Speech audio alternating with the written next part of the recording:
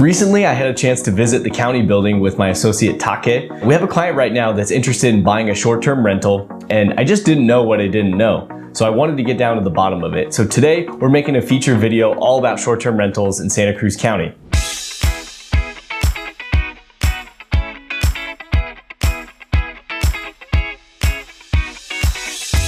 So let's start by going over a few of the regions. For this purpose, we're gonna be just focusing on the county area of Santa Cruz County and not specific cities. We might do another video for cities later on, but for this purpose, the county has enough interesting regulations in itself.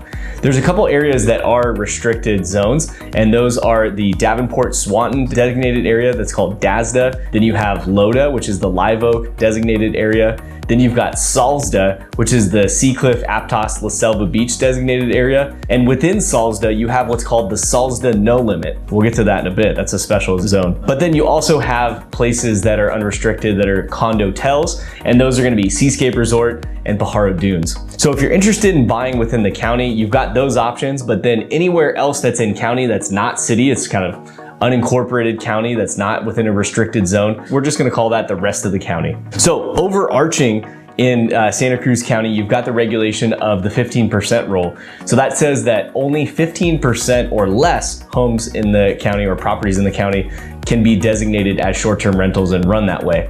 Right now, the good news is that we have plenty of stock left and plenty of opportunity. We're nowhere near the 15% limit. So, but then you have to look at blocks. And so the way that the county organizes it is that they have certain blocks that they've set up. And it's not like what you would think. It's not just, oh, this is my block, this is the area that I live in. They have their own lines of drawing where the blocks are. And so you have to go off of their blocks. But then what they're gonna do is tell you that there's 20% density per block. So how the block density works is that, let's say you're the next on the wait list. So great, your number gets pulled, they let you know, they go ahead and check your file, and it looks like your block is 10 units. And there's already 2 short-term rentals on your block. Well, that means you would actually get denied even though you were the next in the wait list because you already have a 20% or more density. In some cases, there's some vacation rentals that have been grandfathered in from before they had this regulation. So there's some blocks in the county that are 30 or 40% density, which means that if you have another property, it's very unlikely that that property is gonna be given a short-term rental permit, even if it's the next on the list. So these are things to look out for. Then some areas are density non-restricted. One of these areas is called Salsda No Limit. So that's Seacliff, Aptos, La Selva Beach designated area, no limit. And so this area is roughly Rio de Mar from Stephan Avenue south, which includes Marina Avenue, Venetian, Esplanade, and Rio de Mar going up the hill towards Cliff Drive. All of those condo units, and then Beach Drive itself, as well as Las Olas Drive, and then parts of Villa Gaviota. So there's a couple different areas that are specific and density non-restricted, meaning that if you apply, it's very likely that you're gonna get that permit. There's other areas like, for instance, the Capitola VRU, that's the Vacation Rental Use Zone. It's very similar to Salsda No Limit, but again, within the city limits of Capitola, so they have their own rules and regulations. We'll get to that in another video. Then you have the Seascape Resort and the Pajaro Dunes Resort. Both of these areas are basically condotels. So they have their own use permits, which means that there's also no limit in restrictions there as long as you can afford to buy one of those units. If you happen to be an investor focused on one of the restricted areas, let's talk about what the wait lists are looking like. So if you found a property and you see that the density for that block has not yet been satisfied, you think that you have a good shot at getting in, then the next thing you do is check the wait list for that area. For the Davenport-Swanton area district, that one is only at 1 person on the wait list. Then you have the Salsda district, that's Seacliff, Aptos, La Selva Beach. That area has 70 units on the wait list. So that one's the least likely to get in. Then you have Loda. At this time, that one has 12 people on the wait list. And then you have the hosted wait list, which is for hosted rentals. That's throughout the entire county. It's a separate list. So you have hosted and non-hosted. For the hosted rentals, that one has 40 different people on the wait list. As a reminder, this is all based on your block's density. So make sure to check the block density before you jump on that wait list. If you already see that your block is over 20%, then it's more unlikely that you're gonna get a short-term rental permit on that property. So something to consider if you're looking to invest. Another restriction that we have is going to be parking. So if you have a studio to a 2-bedroom unit, so that's 0 to 2 beds is what they would call it, you only need 1 parking spot off street. If you have a 3+ bedroom unit, you're gonna need 2+ spots. So for 3 or 4 bedroom, you're gonna need 2 spots, and then for more, they may require you for even more parking spaces. Again, off street.